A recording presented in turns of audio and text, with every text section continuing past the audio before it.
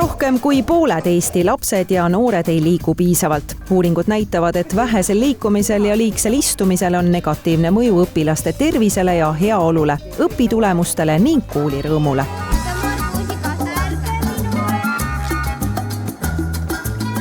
Tartu Ülikooli liikumislabori loodud programm Liikuma kutsuv kool aitab koolidel tuua koolipäeva liikumisrõõmu ja muuta liikumine koolikultuuri loomulikuks osaks. Tervis on ainult üks, et sa ei saa seda kuskilt enam saada. Kui sa ei tee üldse sporti ja sa ei liiguta üldse, siis sul võivad hakata terviseprobleemid tekkima, mis on väga halb asi. Pange telefonid nurka ja telekad kinni.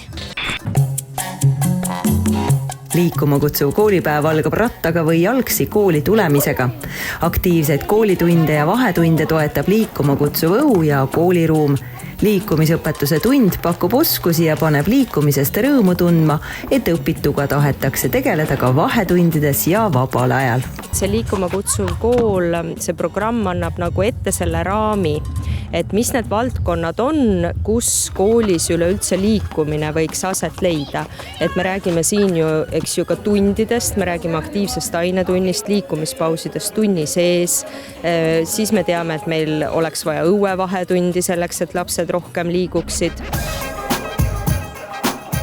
Liikumine on vajalik ja see on vajalik eriti koolides, sest et see lihtsalt, sul ongi lihtsalt raske keskenduda, kui sa oled päev läbi mingeid tööd teinud. Kui sa natuke liigud sinna vahele, siis su aju saab korraks mõtetest vabaks ja siis sa suudad edasi palju paremini keskenduda.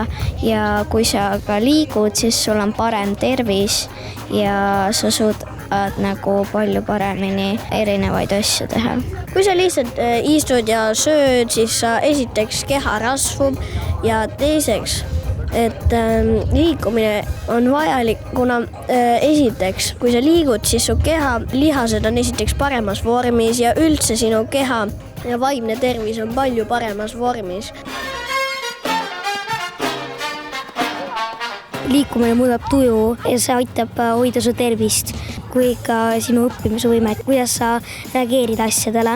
Ma arvan, et paljudel inimestel võib-olla, kui nad isegi sellest aru ei saa, siis on poole parem meel, kui nad mängivad kuskil sõpradega.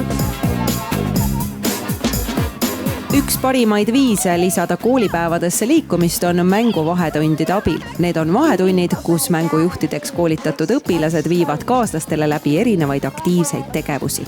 Kõik, kes tahavad, võivad tulla, kõik, kes ei taha, võivad jääda. Õues õppimine on hea võimalus viiruse levikut ennetada, siseruumide koormust vähendada, laste ja noorte vaimset ja füüsilist tervist toetada ning nende õpirõõmule kaasa aidata. Et siin saab oma klassikaaslastega rääkida ja koostööd teha ja saab küll lõukest kuulata. Üleval lõitab ma näen ja ma tunnen ära, sest ma olen ise linnusõber. Liikumispausid on lühikesed pausid ainetunnis istumise katkestamiseks ning lühiajaliseks liikumiseks.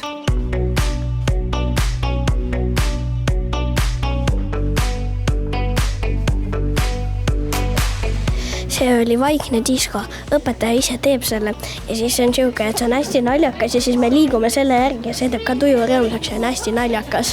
Mul on aktiivsed ainetunnid, lapsed käivad õues, on oluliselt rõõmsamad ja ma ei tea, peavad koolipäeva lõpuni hästi vastu. Õuevahetund toetab laste füüsilist ja vaimset terviseseisundit. Kas õuevahetund on sinu lemmiktund? Jaa, on küll. Õuevahetund. Minul on ka see lemmiktund. Ikka õuevahetund. Viimased 2 minutit! Liikuma kutsuvates koolides on lastel enam liikumisvõimalusi ja rohkem koolirõõmu.